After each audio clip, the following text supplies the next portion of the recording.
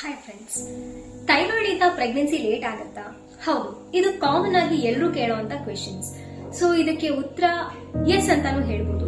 ಯಾಕಂದ್ರೆ thyroid hormone variation ಆಗೋದ್ರಿಂದ ನಿಮ್ಮ ಮುಟ್ಟಾಗುವ ಟೈಮ್ ಅಂದ್ರೆ ಪೀರಿಯಡ್ಸ್ ಆಗುವ ಟೈಮ್ ಲೇಟ್ ಆಗಬಹುದು ಅಥವಾ ಬೇಗನೂ ಆಗಬಹುದು. ಹಾರ್ಮೋನಲ್ ಇಂಬ್ಯಾಲೆನ್ಸ್ ಆಗಿರುತ್ತೆ. ಈ ಟೈಮಲ್ಲಿ ನಿಮ್ಮ ಫಾಲಿಕ್ಯುಲರ್ ಗ್ರೋತ್ ಸರಿಯಾಗಿರಲ್ಲ ಅಥವಾ ನಿಮ್ಮ ಅಂಡಾಣು ರಪ್ಚರ್ ಆಗಿರೋದು ಕೂಡ ನಾರ್ಮಲ್ ಟೈಮಲ್ಲಿ ಆಗ್ತಾ ಇರಲ್ಲ. ಇದು ಒಂದು.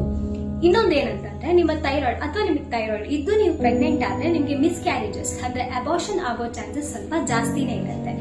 ಆದ್ರಿಂದ ಯಾವುದೇ ಒಂದು ಪ್ರೆಗ್ನೆಂಟ್ ವುಮೆನ್ಗೆ ಪಾಸಿಟಿವ್ ಬಂದಿದ ಕೂಡಲೇ, ಪ್ರೆಗ್ನೆನ್ಸಿ ಪಾಸಿಟಿವ್ ಬಂದಿದ ತಕ್ಷಣವೇ ಎಲ್ಲರೂ ಥೈರಾಯ್ಡ್ ಟೆಸ್ಟ್ ಅನ್ನ ಮಾಡಿಸ್ತಾರೆ. ನನಗೆ ಥೈರಾಯ್ಡ್ ಇಲ್ಲ, ಏನಕ್ಕೆ ಥೈರಾಯ್ಡ್ ಟೆಸ್ಟ್ ಮಾಡಿಸ್ತಾರೆ ಅಂತ ಹೇಳ್ಬೋದು. ಮೇನ್ ರೀಸನ್ ಥೈರಾಯ್ಡ್ ಇರೋದ್ರಿಂದ ಮಿಸ್ಕ್ಯಾರೇಜಸ್ ಅಬಾರ್ಷನ್ಸ್ ಆಗೋ ಚಾನ್ಸಸ್ ಜಾಸ್ತಿ ಇರುತ್ತೆ. ಅದು ಅಲ್ಲದೆ ಒಂದು ಮಗುವಿನ ಬ್ರೈನ್ ಡೆವಲಪ್ಮೆಂಟ್ಗೆ ಅಮ್ಮನ ನಾರ್ಮಲ್ ಥೈರಾಯ್ಡ್ ಫಂಕ್ಷನ್ ಇರೋದು ತುಂಬಾನೇ ಮುಖ್ಯ ಆಗುತ್ತೆ.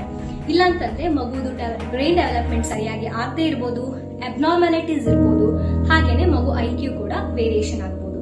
ಸೊ ಇದರಿಂದ ಯಾರೆಲ್ಲ ಪ್ರೆಗ್ನೆನ್ಸಿ ಟ್ರೈ ಮಾಡ್ತಿದ್ದೀರೋ ನಿಮ್ಮ ಥೈರಾಯ್ಡ್ ಲೆವೆಲ್ ಅನ್ನ ಚೆಕ್ ಮಾಡಿಸ್ಕೊಳ್ಳಿ. ಥೈರಾಯ್ಡ್ಗೆ ಕರೆಕ್ಟ್ ಆಗಿರೋ ಮೆಡಿಸಿನ್ಸ್ ತಗೊಳ್ಳಿ. Thank you.